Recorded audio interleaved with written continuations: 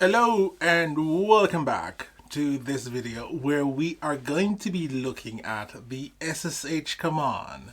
The SSH command opens a secure shell to a remote computer or machine. Very important tool. It is possibly one of the most important tool in modern software development and orchestration. Effectively, this allows you to log into remote computers and carry out various operations. You can also do this autonomously, and this was designed to be secure. So it's secure by design, and SSH, which is secure shell. So it gives you access to any computer that you have network connection to. That is very, very, very good to know. And it's also very useful. So first thing, before we start looking at what you can do on the advanced side of SSH, just to be clear here, SSH is a very complex command. It has lots and lots of literature and material on a comprehensive understanding of it, which would take lots of time to get your head around if you've not used it before. So what I'll do in this video, I'll give you a sneak peek into how to get started, how to consult the documentation, and work your way up from there with use cases that as and when you need it. It's not worth overwhelming yourself initially, and SSH is one of those things. So let's look at SSH man page and see what we have in that. So start with man. Good. So as you can see already, the synopsis is quite large. Implies that there are lots of things you can do with this, lots of options, lots of different interfaces, binding to different addresses, looking at different types of cipher, different types of keys, different types of identity file. And I'll talk a little bit about identity files, because in order to understand SSH, even at the basic level, you need to be aware of how it authenticates across the network using the secure capabilities that it was intended for. So down of a description, SSH client is a program for logging into remote machines and for executing commands on remote machines. It is intended to provide secure encrypted communication between two untrusted hosts over an insecure network. So that's a good summary of what it is. It allows you to connect between two computers and carry out operations and executions within a remote machine in a secure way.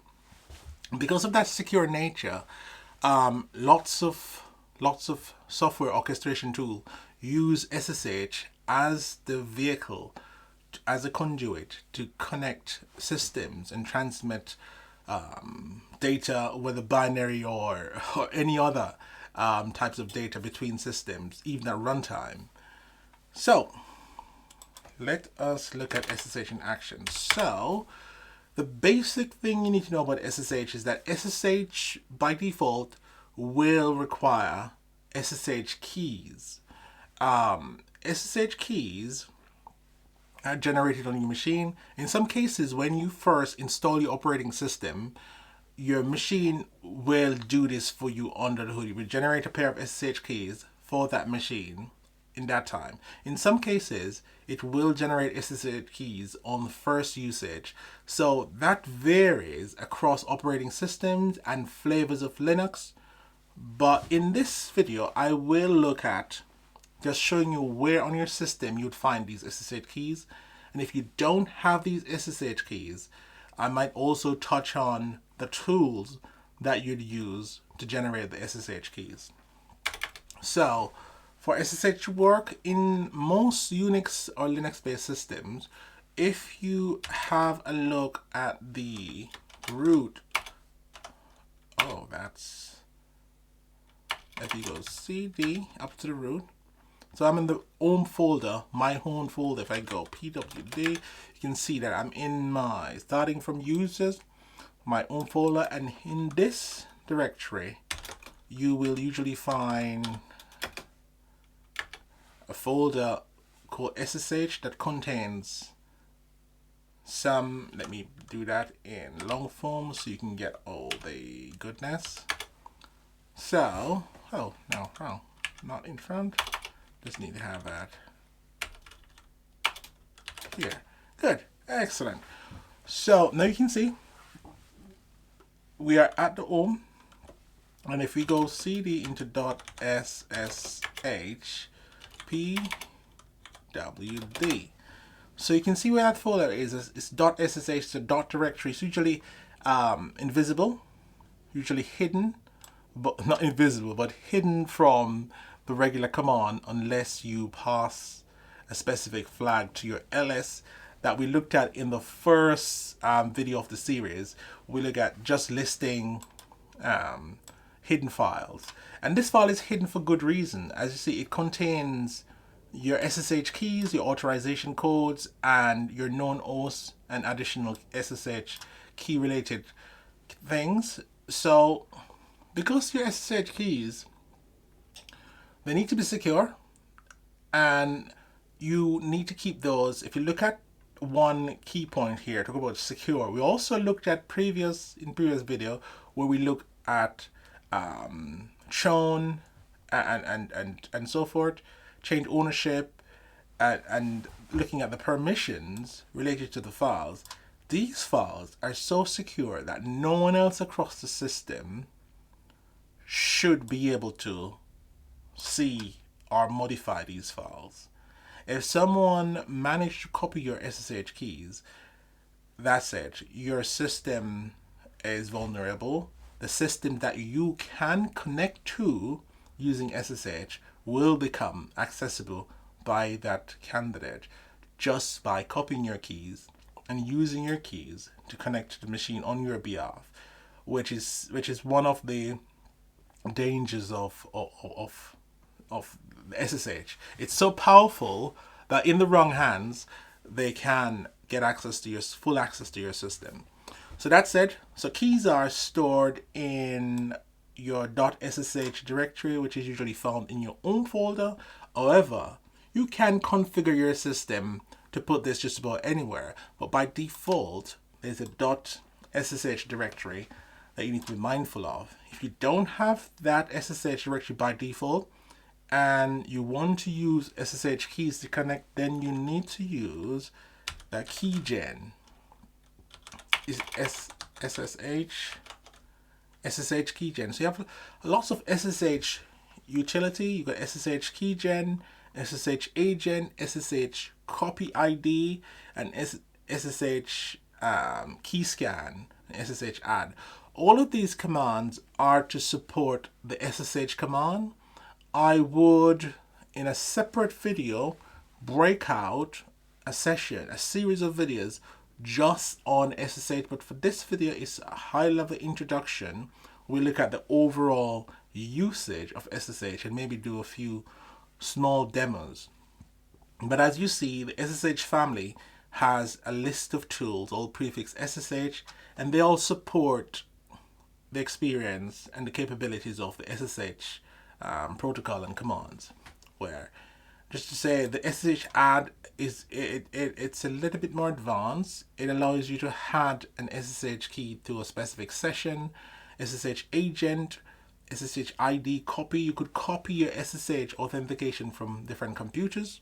That will also provide the same capability, the same connectivity that you have, or access you have to other machines and so forth. And SSH keygen is the one that you would use by running SSH keygen in the command line. It will prompt you to create a key pair, and on creating a key pair, you can then use those keys to connect to a specific server. Let's get out of that. So now you got a basic idea of what SSH is and how it works and what it's for. Let's look at SSH in action. So I'm going to jump back to my work folder. I think it's one up from here, and it's in workshop, in the workshop folder. Good. And we go into that folder. Good. So we're back to where we want to do all the experiment.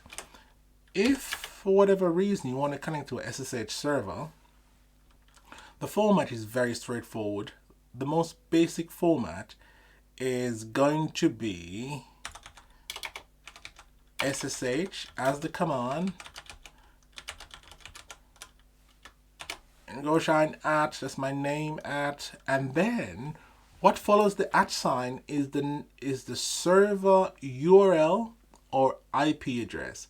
It's much more common to see an IP address used in this regard because in most cases you're connecting to servers that sometimes don't have a DNS record. You're just going straight to the server, and in this case IPs are more reliable because beyond the host name, it will be translated to an IP anyway. So if you have the IP address for the specific server you want to connect to, that's why it's more reliable. So this IP address is my local server, which is prepared for this demo.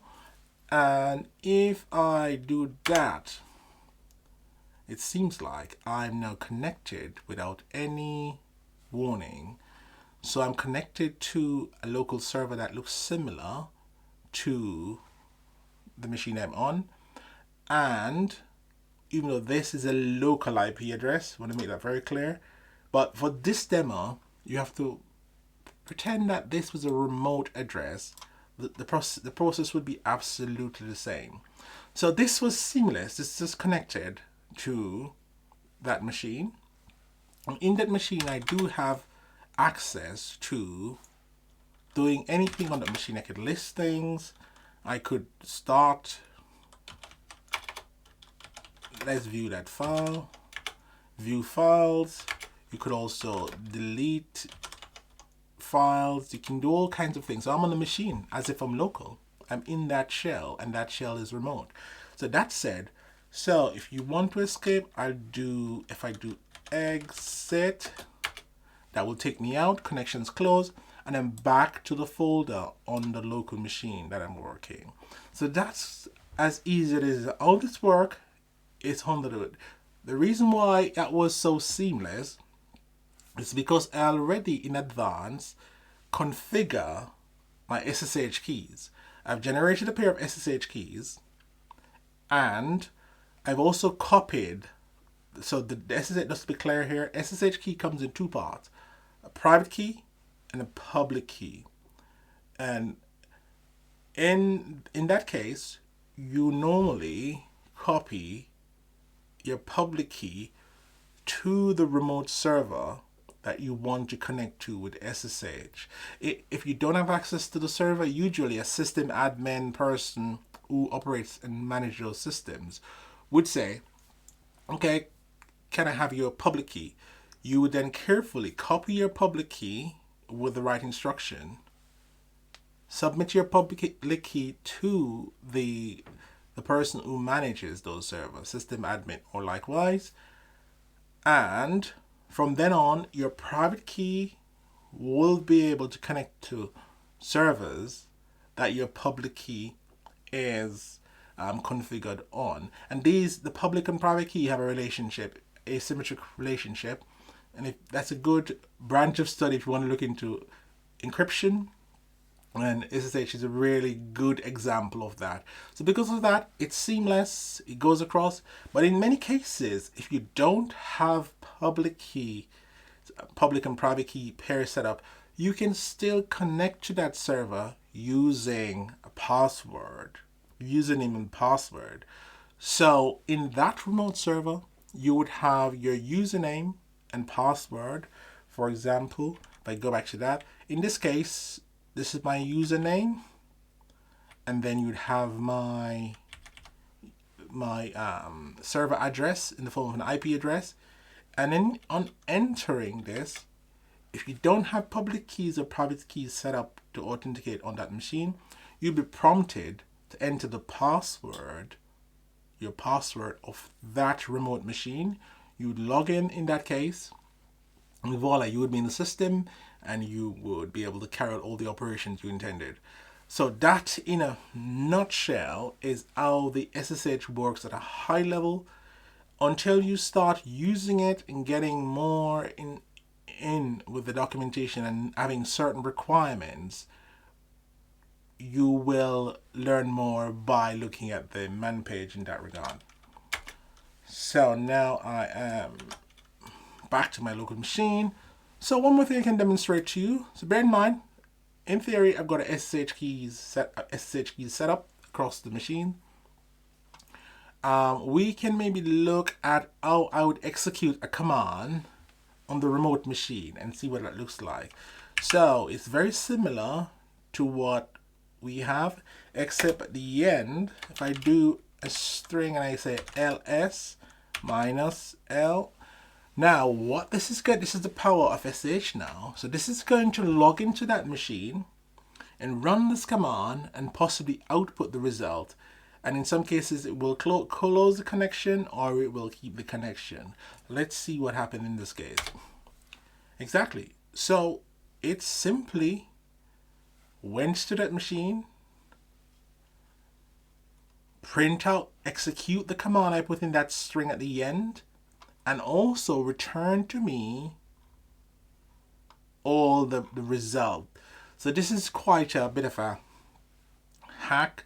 So this is a shortcut. This prevents you from having to log into the machine and run the command. If you only want the result of the command, you can hit the machine and come back. So for example, we can try that again, and in this time we're gonna go for ps aux. So this should go to the machine and dump out a list of all the running processes on that machine. And this will happen without logging in, staying on the session. It will grab the snapshot of all the process statuses, return that to the screen, and then close the connection silently. Let's see what that does. There you go. So we have all the process running on that system, and I'm back to the folder where I was. So that's kind of a nifty, quick way to use the SSH commands to execute remote commands and get the results. And very useful, very quick. You can also do additional things. I think that should give you a good view on what you can do with SSH. Now, knowing that's a recap. So SSH is mainly for connecting to remote servers, the protocol, in a secure way, because it uses the public and private keys. You can also use password, but that also needs to be configured on the server, and it also needs to be configured on your local to use passwords instead. Now, I think that gives you a good introduction. Hope you find that useful, and if you want to leave a comment down below, that would be appreciated. I would also respond to that in due form. And thanks again for watching, and catch me on the next one where we look at additional tools on the command line. Thanks again.